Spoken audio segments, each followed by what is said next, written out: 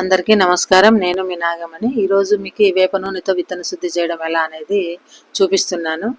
ఇక్కడ పొలాలలో సోమందేపల్లి మండలము జోలుకుంట గ్రామంలో ఒక రైతు మొక్కజొన్న వేస్తున్నాడు. ఆయన వేప నూనెతో విత్తన శుద్ధి చేయించడం ఆయనకి ఎట్లా అనేది చూపిస్తున్నాను. సో మామూలుగా విత్తన శుద్ధి చేయాలంటే ఒక కేజీకి వచ్చేసి 5 ml వాడాలన్నమాట. 50 కేజీలు అయితే 250 ml అవుతుంది. సో అట్లా ఈయన 5 కేజీలు వేసినాడు అనమాట. 5 కేజీలు ఒక ఎకరా అంటున్నాడు. 5 కేజీలకి 25 ml వేసేసి వేప నూనె ఆ విత్తనాలకి కలిపేసి ఎలా అనేది ఇప్పుడు చూపిస్తున్నాను. సో దాన్నంతా చూడండి, అలా విత్తనాల మీద వేసి ఒక పట్ట మీద విత్తనాలు వేసుకోవాలా. తర్వాత చూడండి అలా రెండు పక్కల అంటే మొత్తం ఆయిల్ అంతా వేప నూనె అంతా మొత్తం విత్తనాలకంతా అంటుకుంటుంది అనమాట.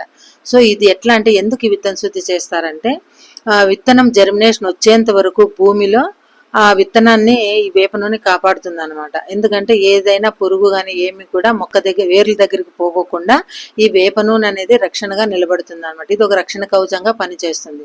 అందుకని ఏ విత్తనాలకైనా విత్తన శుద్ధి వేప నూనెతో చేస్తే చాలా బాగుంటుంది, రిజల్ట్ బాగుంటుంది అనమాట. అంటే పంట ఫెయిల్యూర్ అనేది ఉండదు. సో ఈ విధంగా విత్తనాలు మొక్కజొన్నకి వేప నూనెతో విత్తన శుద్ధి చేయించి ఇప్పుడు వాళ్ళు నాటుతా ఉన్నారు చూడండి. ఆ విధంగా విత్తనాలని నేలలో నాటుతారనమాట. సో ఈ విధంగా మనము మొక్కజొన్న కాదు ఏ విత్తనాలైనా ఈ విధంగా నాటుకుంటా పోవచ్చు. విత్తన శుద్ధి వేప నూనెతో ఎట్లా చేయాలా అనేది మీకు చూపించడానికి కూడా ఇది ఒక ప్రయత్నము.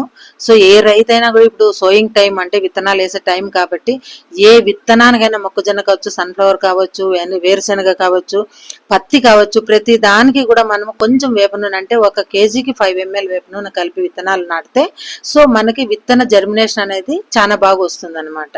సో ఇది వేప నూనెతో విత్తన శుద్ధి గురించి.